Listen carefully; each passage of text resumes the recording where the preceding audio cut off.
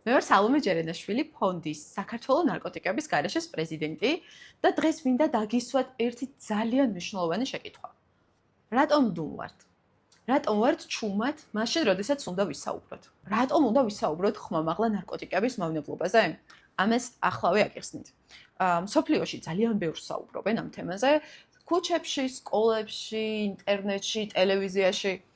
აქედან რაღაცეები სიმართლეა, რაღაცეები არ არის სიმართლე. და ძირითადად ის ინფორმაცია, რომელიც არის გავრცელებული არის სწორედ ნარკოდილერების, სწორედ მისი გამყიდველების და გამვრცელებლების მიერ და შესაბამისად ეს ინფორმაცია არის საფრთხე.